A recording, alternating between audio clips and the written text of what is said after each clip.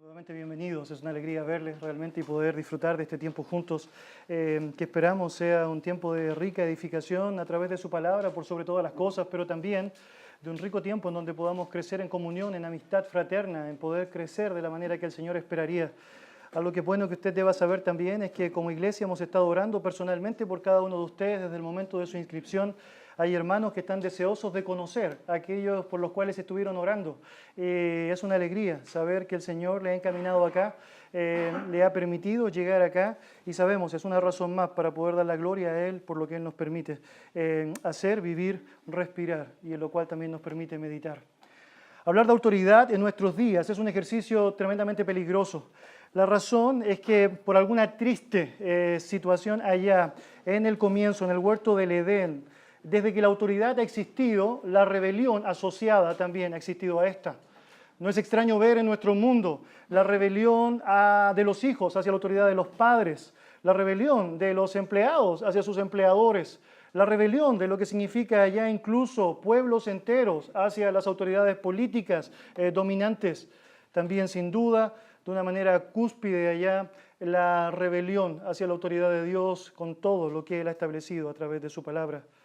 El menosprecio a la autoridad se ha hecho latente y lo que comenzó allá en el huerto del Edén con la implantación de una sutil duda ha seguido creciendo, ha seguido avanzando y tenemos en la actualidad rechazo abierto a lo que significa el poder de Dios, la autoridad de Dios y obviamente el reflejo de esa autoridad a través de su palabra. Hay un montón de creencias que a lo largo de la historia han establecido como meta desautorizar el poder de Dios. El liberalismo, el racionalismo, el escepticismo, el legalismo, el moralismo, el pragmatismo, el misticismo, un montón de ismos, o no, incluimos satanismo, están establecidos allá con un propósito, el de querer sin duda alguna poner muy allá por el suelo lo que significa la autoridad del Dios vivo y verdadero. Pero no importa cuánto se levanten contra Dios, no importa cuánto se levanten contra su palabra. Dios sigue siendo Dios, su palabra sigue siendo la palabra profética más segura en la que podemos confiar. Su verdad es la roca en la cual tú y yo podemos consistentemente poner nuestros pies. Es sin duda alguna su verdad la que nos permite poder avanzar confiadamente sabiendo que es palabra de Dios. Y cuando tú y yo vemos a través de su palabra, así ha dicho Jehová, estas son palabras de Jehová, Dios ha hablado, Dios ha dicho, cuál es allá su voluntad. Y el hombre que por la gracia del Señor puede reconocer esa realidad, tiene la posibilidad de poder disfrutar bajo una autoridad firme, consistente y perfecta. La autoridad de Dios que se ve reflejada al comienzo, diciendo sea la luz y fue la luz, es la misma autoridad que tocó tu vida, llamó tu vida, transformó tu vida, santifica tu vida y glorifica tu vida para su propia gloria y en sus propias fuerzas. Mis hermanos, cuando miramos la palabra de Dios, estamos mirando allá específicamente no un simple libro, sino un libro inspirado por Dios, la autoridad revelada por Dios. Y bien hacemos en no despreciarla, bien hacemos en darle el sentido que le corresponde. Permítame citar unas tremendas palabras de Carlos Spurgeon, que sin duda pueden animarnos para seguir impulsándonos a lo que viene. O si ustedes pudieran recordar siempre que esta Biblia fue verdadera y realmente escrita por Dios, o si se les hubiera permitido entrar en las cámaras secretas del cielo y hubiesen podido contemplar a Dios cuando tomaba su pluma y escribía estas letras, entonces con seguridad las respetarían. Pero son efectivamente el manuscrito de Dios, tanto como si ustedes hubieran visto a Dios escribiéndolas. Esta Biblia es un libro de autoridad, es un libro autorizado, porque Dios mismo lo escribió. Oh, tiemblen, tiemblen, no sea que alguien lo desprecie. Observen su autoridad, porque es la palabra de Dios. Acompáñenme en oración. Dios y Padre amado, estamos convencidos, no podemos avanzar correctamente en esta vida si no consideramos la importancia de la autoridad de tu palabra.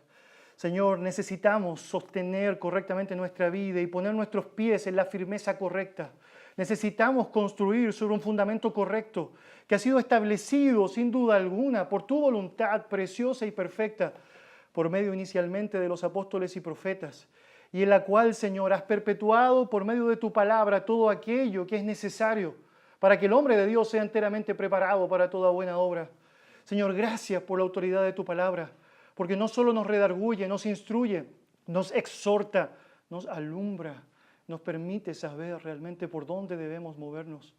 Y Señor, te ruego, nos ayudes a ser estandartes correctos, personas cristianas correctas, que enfaticen por sobre todas las cosas, no sus propias normas, no sus propias teorías o filosofías, ni siquiera incluso sus propias inclinaciones carnales, sino tu autoridad y nada más que tu autoridad. Dios, ayúdeme a decir lo que usted espera, que los dichos de mi boca y la meditación de mi corazón sean gratos delante de usted. Prepare nuestro corazón como usted sabe hacerlo, por su palabra y para su palabra. En el nombre de Jesús. Amén. Lo que deseo hacer con ustedes en esta mañana es compartir un relato de la palabra del Señor que nos habla de uno de los ataques más directos que Jesucristo en su propio tiempo tuvo en relación a la autoridad de las Escrituras. Acompáñenme por favor allá a Mateo capítulo 15.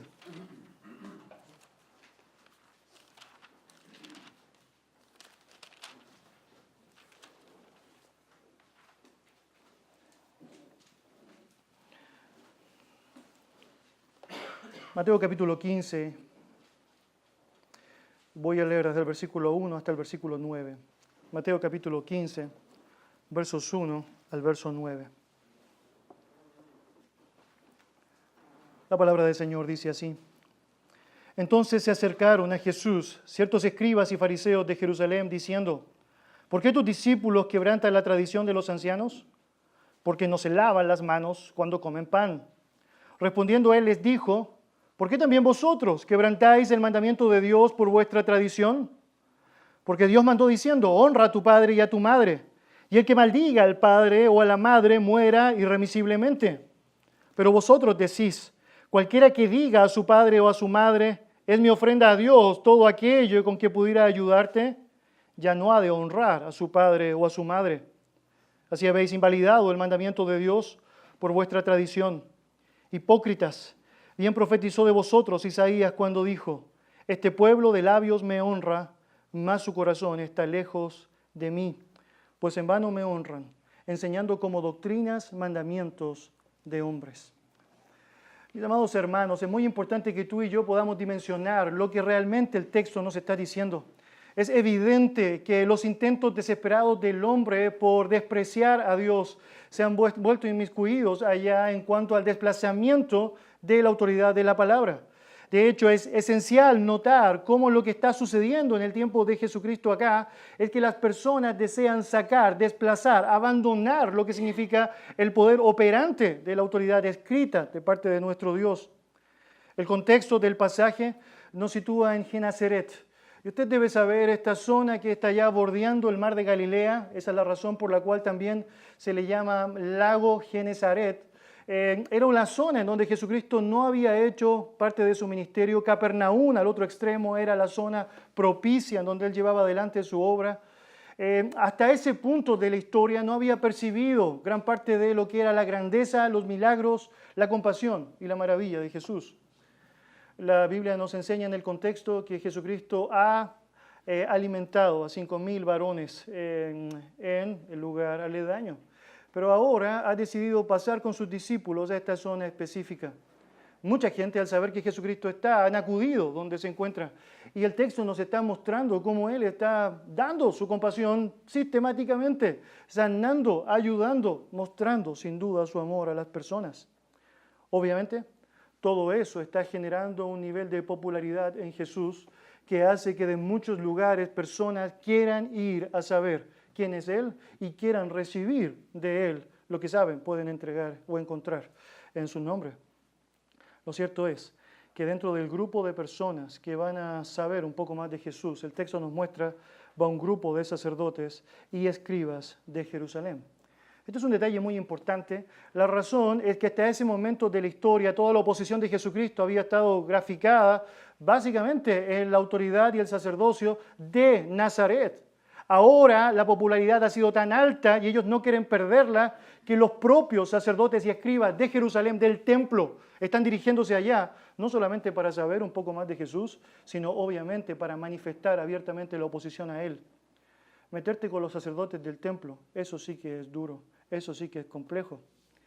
Josefo, historiador allá bien conocido de los judíos, hace algunas referencias interesantes con respecto a la autoridad y el poder de los escribas y fariseos.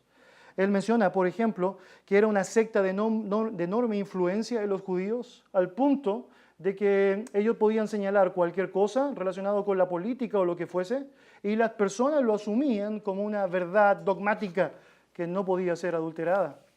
Josefo señala, por ejemplo, y cito textual allá de Antigüedades a los Judíos, parte 8, la principal preocupación de los fariseos era guardar la ley de Moisés y las tradiciones de los ancianos.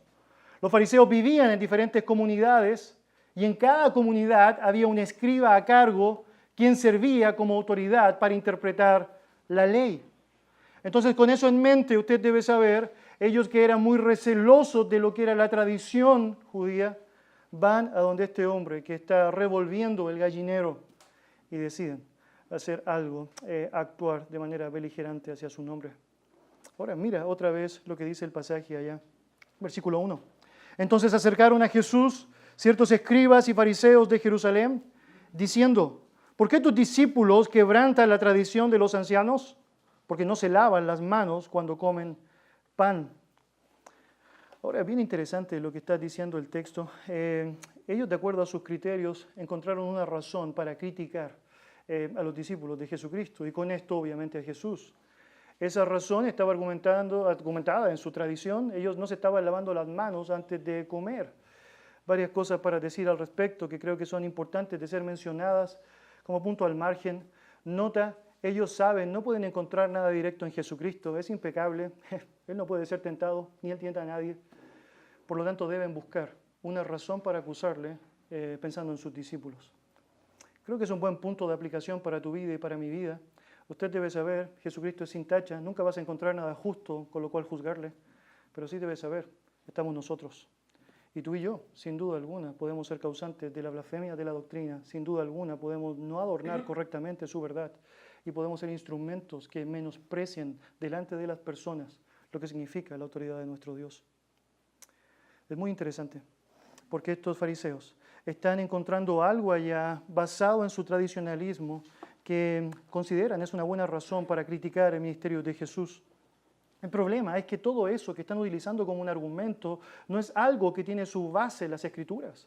Todo lo que están diciendo allá está basado en algo que ellos habían inventado conforme a esto llamado tradición.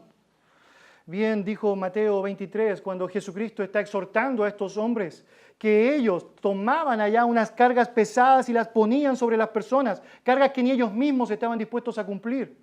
Es porque su tradicionalismo lo que había hecho es que había interpretado, reevaluado y explicado en sus términos lo que la palabra del Señor había dicho de una manera completamente distinta.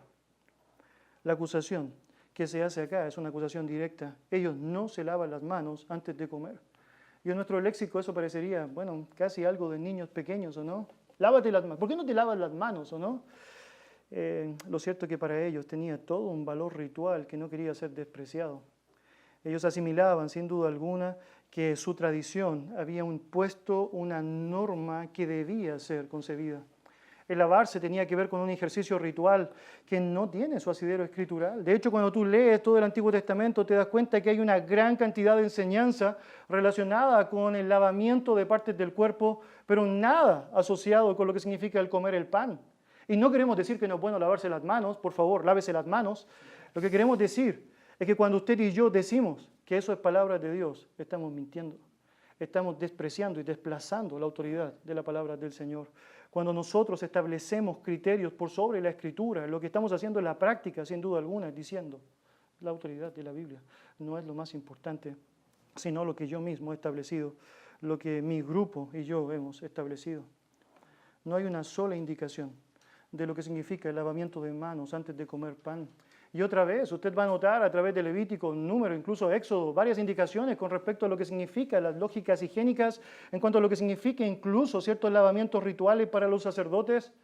Pero esto no aplicaba, sin duda alguna, no aplicaba a estos hombres que están allá.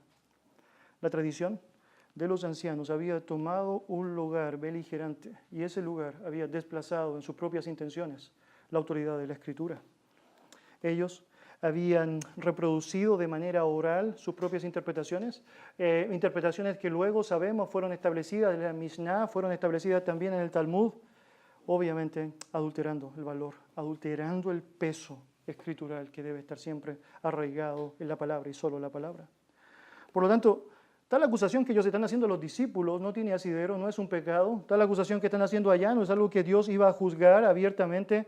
Los escribas y fariseos se habían encargado de establecer un criterio mayor en sus propios términos, obviamente un criterio que no tiene sentido práctico. Es muy interesante el límite al cual puede llegar una tradición humana. Quiero que me acompañe, por favor, sin perder Mateo, a Marcos capítulo 7. Note cómo eso había sido tan palpable incluso en ellos, que Marcos lo expresa de una manera muy tremenda. Marcos capítulo 7. Versículo 3, mira lo que señala allá. Porque los fariseos y todos los judíos, aferrándose a la tradición de los ancianos, si muchas veces no se lavan las manos, ¿qué cosa dice allá? No comen. ¿Notas al punto de su asimilación de la tradición? Es que ellos decían, bueno, si no me puedo lavar las manos, ni siquiera voy a comer. Y quiero mostrarle eso y con todo el peso de la verdad que tiene.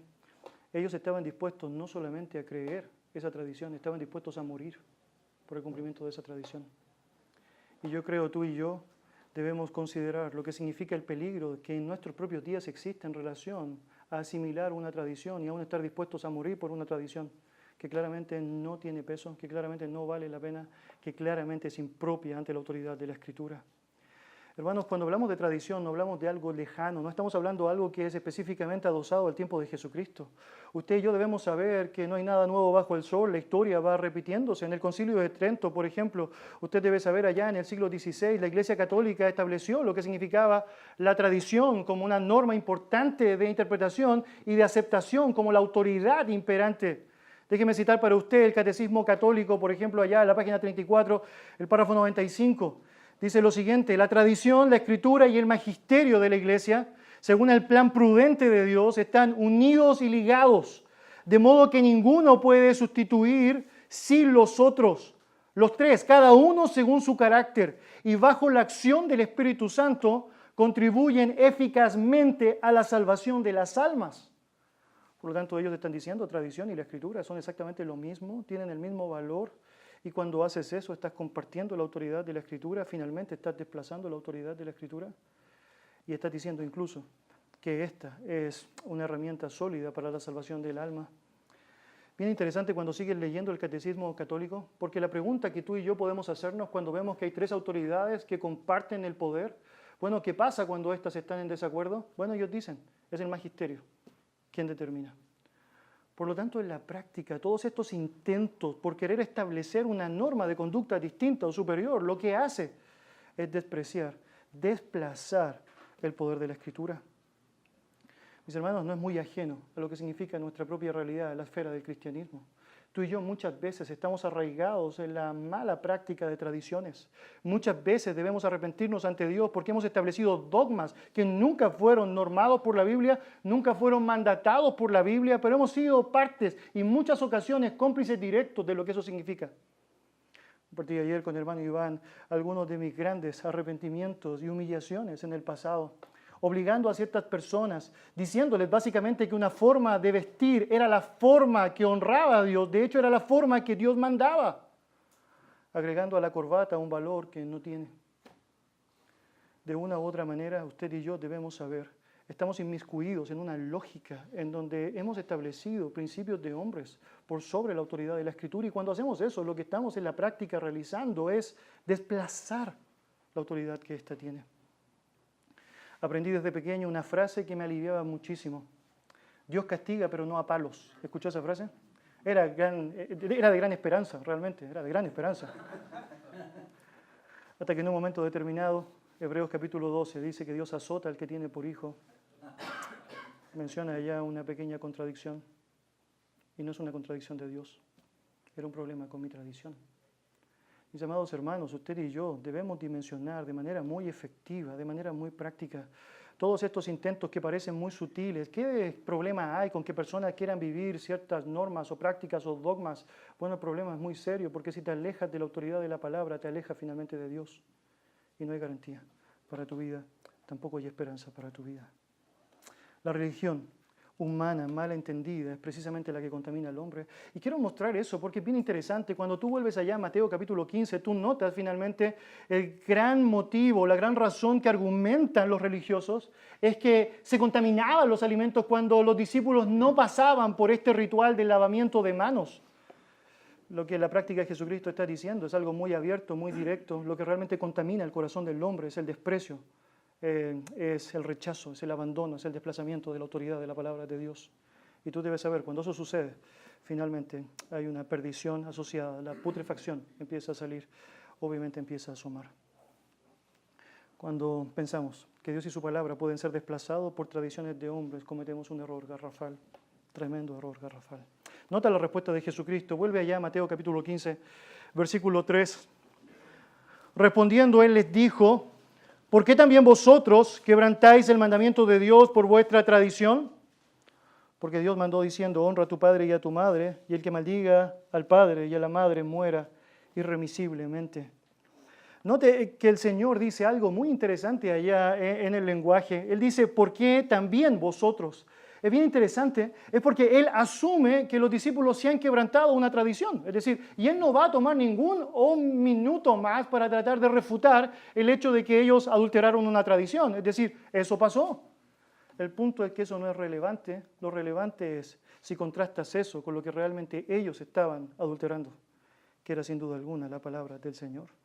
Él asume que los discípulos quebrantaron la tradición, pero tiene muy poca importancia a la luz de quebrantar la verdad de las Escrituras, la autoridad de las Escrituras. Es como si dijera: sí, es verdad, los discípulos quebrantaron, es decir, su tradición. ¿Y qué?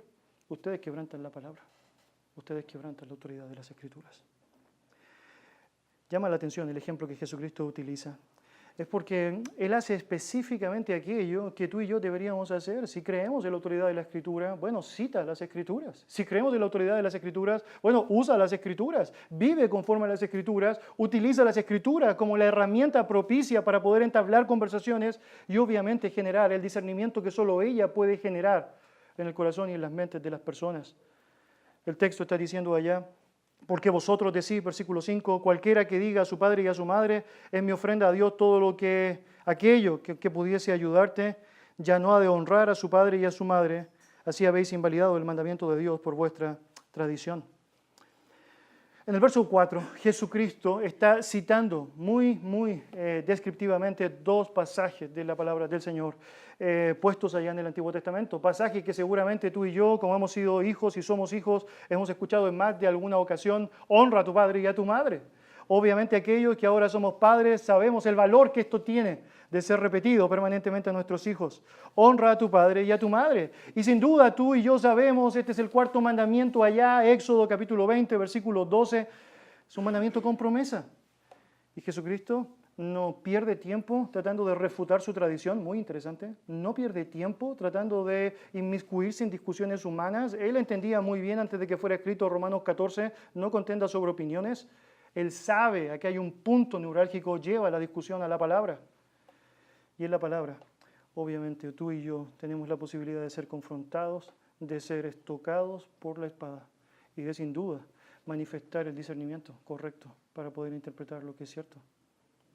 Jesucristo está citando Éxodo 20, 12, honra a tu padre y a tu madre, pero no solo eso, en la misma frase hace otra citación. Esa citación que tú y yo vemos en el versículo 4, y el que maldiga, en segunda parte, al padre y a la madre muere irremisiblemente, bueno, está en Éxodo 21, 17. Leo para ustedes, literalmente dice: igualmente el que maldijera a su padre o a su madre morirá. ¿Por qué Jesucristo está citando esta historia allá? ¿Por qué Jesucristo está poniendo en la mente de estos hombres esta escena? Bueno, es porque era algo muy evidente, era algo muy cercano a ellos. Ellos estaban por la tradición que habían establecido como la autoridad, despreciando la que verdaderamente es la autoridad. Honrar al padre y la madre es mucho más, y usted debe saber eso, que decirlo. Es mucho más que obedecer. Tiene que ver con la actitud, tiene que ver con la disposición, tiene que ver sin duda alguna con el amor involucrado allá. El alta estima, un espíritu de sumisión, un deseo de ayuda, es algo que debe ser graficado en cualquier hijo creyente de manera muy activa. Honrar a los padres no es simplemente decir ok viejo, lo acepto, ok, te escuché. Es mucho más que eso. Es asimilar, obviamente, su autoridad y su necesidad en momentos específicos de parte nuestra. El texto está mencionando una escena que era tremendamente triste. Ellos, en momentos específicos en donde sus padres estaban solicitando de ayuda o manifestaban una necesidad específica, cambiaban el deseo de ayudarles, justificándose bajo una frase: bueno, todo lo que yo pudiese darte, padre o madre amada, es algo que ya consagré al Señor. Por lo tanto, perdiste. De alguna u otra manera, la tradición incluso los hacía sentir muy bien, ¿o no? Es porque primero Dios, ¿o no? Pero el Dios de la Biblia había dicho: debes honrar. Es muy interesante cuando consideras esa palabra honra, porque es la misma raíz de la palabra honorario. Es decir, es parte de la lógica bíblica el hecho de que los hijos deben estar disponibles para apoyar económicamente a sus padres. Timoteo lo menciona como una devolución, como un desafío y un deseo de querer retribuir todo aquello que hemos recibido en momentos específicos de nuestra vida. Lo hipócrita de ellos es que habían hecho algo tan terrible que despreciar a sus propios padres por lo que significaba la tradición. Despreciar a sus propios padres por lo que significaban sus propios criterios humanos. Es un dorón, es la palabra en griego, dádiva o corbán, una ofrenda, la que puedo darle al Señor. Y es muy interesante porque algunos comentaristas mencionan que hacían un juego de palabras que ya era práctico en su vida, era un léxico común en su vida. Dorón, corbán, es un dorón, un corbán, es un dorón, un corbán. Entonces cada vez que un padre estaba en una necesidad y se acercaba a su hijo: dorón, corbán, lo siento. La tradición les permitía decir que su posición era una ofrenda a Dios, por lo tanto no podía ser compartida con absolutamente nadie, incluyendo a sus padres. Hermano, el peligro de la tradición es terrible, es terrible, es terrible. No es sorprendente que Jesús tenga que añadir la siguiente frase allá. Mira lo que dice, versículo 7, o 6, perdón. Ya no ha de honrar al padre o a su madre, así habéis invalidado el mandamiento de Dios por vuestra tradición. En Marcos capítulo 7, el pasaje paralelo lo dice de la siguiente manera, permítame leerlo para ustedes. Dejando el mandamiento de Dios, os aferráis a la tradición de los hombres. Y hermanos, esto era cierto. Quiero citar una cita específica del Talmud que va a dar todo el sentido de lo que esto significa. Decía literalmente: estar contra las palabras de los escribas es más vergonzoso que estar en contra de las palabras de la Biblia. ¿Notas a dónde habían llegado? Literalmente, permítame citar el Talmud de Jerusalén, que dice: las palabras de los escribas son más hermosas que las palabras de la ley. Y allá es donde llegas finalmente, cuando desprecias, cuando abandonas, cuando sacas la palabra de Dios del lugar donde estás.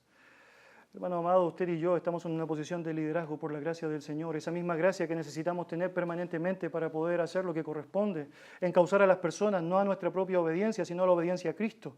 Entender que nuestra responsabilidad no tiene que ver con que ellos sigan solamente lo que yo diga, si esto no está en la Escritura, sino que las personas demuestren activamente una devoción, un compromiso, una sumisión a la autoridad de la Escritura.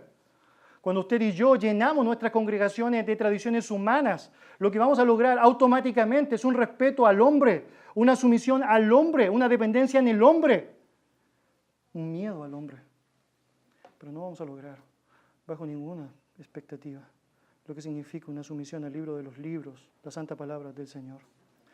Cuando se minimiza la autoridad de la Escritura, se comete la más grave de todas las faltas y se debilita el mensaje de la Escritura, y se sustituye por las tradiciones de los hombres, los resultados van a ser siempre desastrosos, siempre desastrosos. Muchos predicadores en nuestro tiempo han dejado la exposición de la palabra, han despreciado lo que significa su autoridad imperante. Se dedican a entretener a las ovejas, se dedican a dar lo que las ovejas quieren escuchar. Cuando tú y yo hacemos eso, estamos despreciando, estamos desplazando la autoridad de la palabra y estamos poniéndonos nosotros mismos en el lugar que nunca se nos llamó a estar, que nunca Dios quiso que utilizáramos, usáramos. Jesucristo, con el resto del relato, va a marcar un contraste precioso que creo debe ser una gran enseñanza para tu vida y para mi vida. En primer lugar, el desplazamiento de la palabra es algo que claramente Él quiere dejar en claro, no corresponde, no es correcto, no importa la razón o la norma que quieras establecer para definirlo, pero de manera muy explícita. Él va a querer mostrar cómo la autoridad verdadera de la palabra es demostrada, es demostrada. Mira otra vez allá, versículos 7, 8 y 9. La palabra del Señor dice así: Hipócritas, bien profetizó de vosotros Isaías cuando dijo: Este pueblo de labios me honra, mas su corazón está lejos de mí. Pues en vano me honran, enseñando como doctrinas mandamientos de hombres. Mire, cuando las personas bajo la apariencia de piedad o religiosidad enseñan a otros a evadir la palabra, son merecedores de una condenación directa. Es una condenación enfática que Jesucristo no camufla bajo ninguna perspectiva. Hipócritas es la descripción que él está utilizando acá para referirse a ellos. Y nota algo muy interesante. Jesucristo, por medio de esta condena, lo que va a estar haciendo es enfatizar de manera activa precisamente la autoridad de las Escrituras. Recuerda que Él no vino para abolir la ley, Él vino para cumplir la palabra de Dios. Mira cómo Cristo le lleva a un pasaje de referencia para poner el peso de la discusión en el lugar donde debe estar. Es la autoridad, solo la autoridad. Lo que hace de manera muy directa es llevarles a Isaías. Isaías capítulo 29, versículo 13. Acompáñame por favor allá sin perder Mateo, volveremos rápidamente allá. Isaías capítulo 29, versículo 13. Dice pues el Señor: Porque este pueblo se acerca a mí con su boca y con sus labios me honra, pero su corazón está lejos de mí. Y su temor de mí no es más que un mandamiento de hombres que les ha sido enseñado. Ahora, es bien interesante lo que Jesucristo hace, porque a través de esto nos está dando lecciones inequívocas, no solamente de la autoridad de las Escrituras, sino también el valor de la citación correcta, la interpretación correcta y la aplicación correcta que ésta tiene. Tú y yo somos responsables no solamente de saber la Escritura, sino también de citarla correctamente, establecerla correctamente en el contexto que corresponde y obviamente aplicarla de la manera correcta en base a lo que la misma Biblia nos está enseñando. En el tiempo de Isaías, la historia era tan común como la que está viviendo Jesucristo en sus días. Personas que estaban proliferando permanentemente esta idea de que amaban a Dios, de que servían a Dios, de que eran siervos de Dios. Pero en la práctica todo esto se reducía a una expresión simplemente verbal. No había nada con acciones, nada con un corazón realmente entregado a Él. Lo cierto es que Jesucristo sabe la historia es tan continua que puede ser citada de manera muy directa en su tiempo. Isaías, cuando está diciendo estas palabras a Israel, está declarando una verdad autoritativa de Dios, que es una verdad que ha traspasado no solamente la esfera de este pasaje, sino que la esfera de la historia. Es por eso que Jesucristo varias veces necesita citar esta misma realidad. Hipócritas, hipócritas. Una cosa es lo que dicen, otra cosa es lo que realmente hacen. ¿Recuerdas aún otra vez en Mateo 23? Jesucristo está diciendo, bueno, escuchen todo lo que dicen, pero no sigan su ejemplo, no sigan su ejemplo. Obviamente, la hipocresía es algo que estimula, hace crecer y permite que se perpetúe lo que significa el desplazamiento en el corazón de la palabra del Señor. Mis hermanos, lo que Isaías escribió estaba muy vigente en el tiempo de Jesucristo, también está muy vigente en el tiempo nuestro. Estaban honrando a Dios con sus labios, su corazón estaba completamente lejos de Él. Jesucristo no solo va a la Escritura, sino que la aplica perfectamente. Ahora, hay un tema muy interesante en todo lo que Él está diciendo allá. Los fariseos y escribas estaban constantemente honrando a Dios de la manera que ellos consideraban era la manera mejor. Y lo están expresando de muchas maneras allá, otra vez a través de, verborrea, a través de lo que significa el uso de palabras. Ellos sabían obviamente que si podían representar al pueblo una apariencia de piedad, esto sería suficiente para que el pueblo, acostumbrado a su ejemplo y sus enseñanzas, pensara que esa era la premisa correcta de vida, que esa era la forma correcta de vivir. Obviamente seguían su ejemplo, esa es la razón por la cual ellos eran ciegos guiando a ciegos. Esa es la razón por la cual ellos hacían 2 veces más hijos del infierno a sus discípulos. Es porque no solamente aprendían de un desplazamiento de la palabra, sino que aprendían a ser mucho más hipócritas de aquellos que le habían enseñado a desplazar la palabra. La palabra de Dios nos está diciendo acá que lo exterior no tiene sentido cuando no es consistente con aquello que debe ser manifestado correctamente en el interior. Vuelva conmigo a Mateo, pero al capítulo 6, permítame leer un pasaje de la palabra del Señor allá. Mateo capítulo 6, versículo 5. Mira cómo los fariseos, escribas, los religiosos de la época pensaban que podían manifestar una buena relación con Dios, pero solo exteriormente. Y como Jesucristo siempre, sistemáticamente está diciendo, esta no es la forma correcta. Mira versículo 5 de Mateo capítulo 6. Y cuando ores, no seas como los hipócritas, porque ellos aman el orar de pie en las sinagogas y en las esquinas de las calles para ser vistos de los hombres. De cierto os digo que ya tienen su recompensa. Más tú, y nota eso, muy interesante. ¿Y qué quiero mostrar con eso? Es un contraste. No es la hipocresía, hermanos, no es el modelo religioso. Es la relación correcta y directa con Dios a través de su verdad, a través de la sumisión a lo que es su autoridad. La designación de hipócritas, hermanos, de máscaras, la idea ya de caretas, un disfraz, calzaba perfectamente con lo que ellos eran. Era apropiado, pretendían ser lo que realmente no eran. No es otra vez casualidad. Si tú vuelves a Mateo 23, notar cómo vez tras vez Jesucristo está diciendo hipócritas, hipócritas, hipócritas, hipócritas. Y quiero mostrarles algo muy interesante allá. Acompáñenme a Mateo 23. Es porque la hipocresía los llevaba a ser tan ritualistas en detalles que obviaban lo que significaba realmente la verdad escritural. Mateo capítulo 23.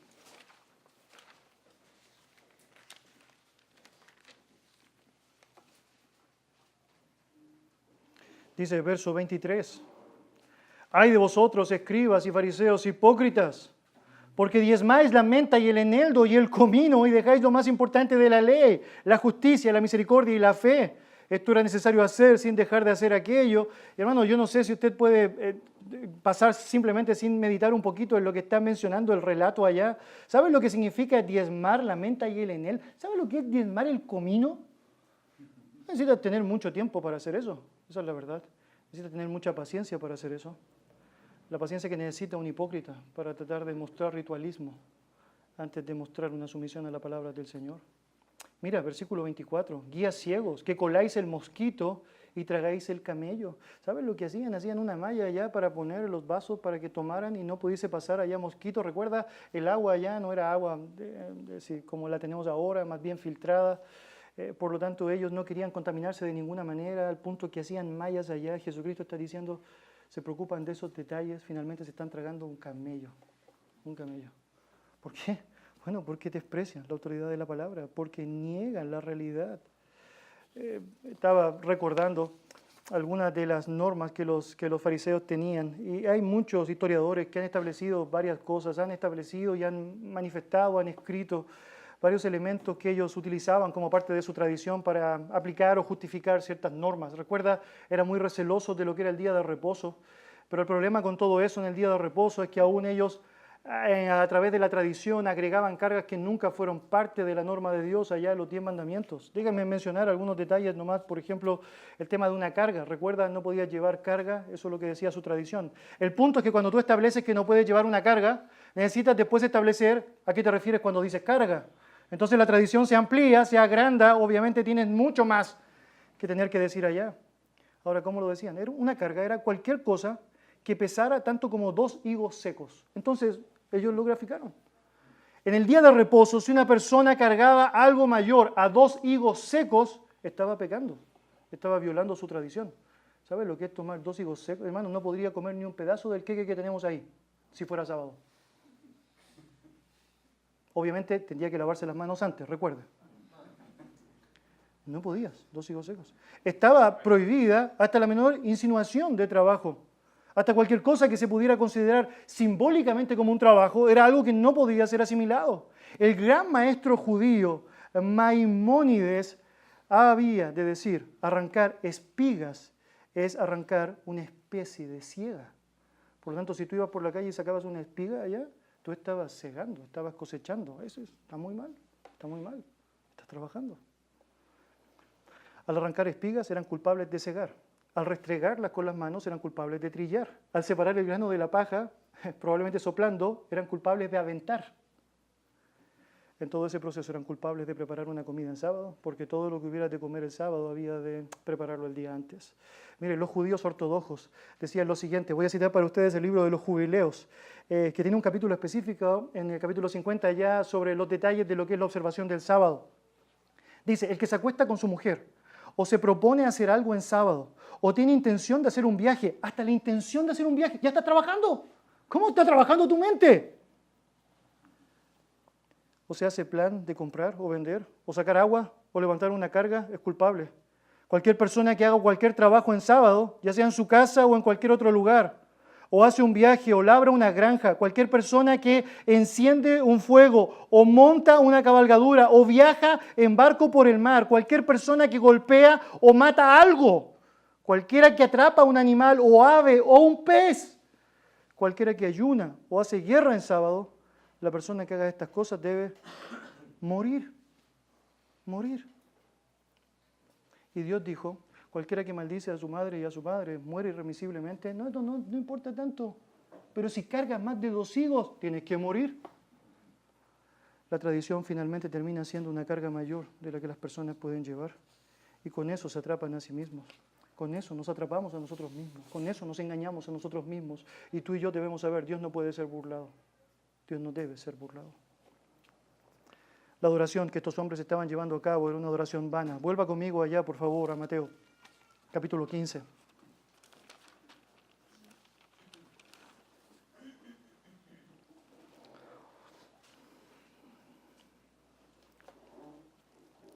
En el verso 8 dice allá, este pueblo de labios me honra, mas su corazón está lejos de mí.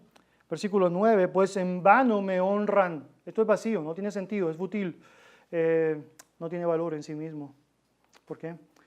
Porque obviamente enseñan como doctrinas mandamientos de hombres. Finalmente, cuando tu corazón se aleja de la autoridad de la palabra del Señor, lo que empieza a prevalecer allá es específicamente lo que conocemos como preceptos de hombres, como la autoridad de los hombres. Mis hermanos, no quieres imponer cargas que tienen que ver con tus propios criterios o tu propia forma de racionalizar las cosas. Cuando haces eso, estás diciendo en la práctica, mi opinión, mi autoridad, mi responsabilidad es mucho mayor que la que Dios tiene. No quieres, hermano amado, cometer el error que estos hipócritas de su época están cometiendo allá, y por lo cual Jesucristo necesita exhortarles fuertemente. No quieres hacer que personas puedan vivir una vida moralista, ritualista o legalista, ajeno de lo que significa la autoridad y solo la autoridad de la Escritura. Mis amados hermanos, lo que tú y yo debemos hacer es entender esto. Es que cuando Dios ha revelado su palabra para nosotros, nos ha dado todo lo que necesitamos para esta vida y para la piedad. Cuando tú y yo comunicamos la palabra, estamos comunicando todo aquello que puede convertir el alma de las personas, transformar la vida de las personas y llevar a personas de la oscuridad y la muerte profunda de sus vidas en un estado activo de putrefacción, a lo que significa una vida preciosa. De manera muy tremenda, el apóstol Pablo reconoce a los tesalonicenses, porque cuando recibieron la palabra, no la recibieron como palabra de hombre, sino la recibieron como palabra de Dios. Hermanos, bien hacemos nosotros cuando tenemos tiempo con la palabra del Señor, y vale la pena que sea mucho más de lo que tenemos. Reconocer su autoridad, exhalada en cada palabra descrita acá.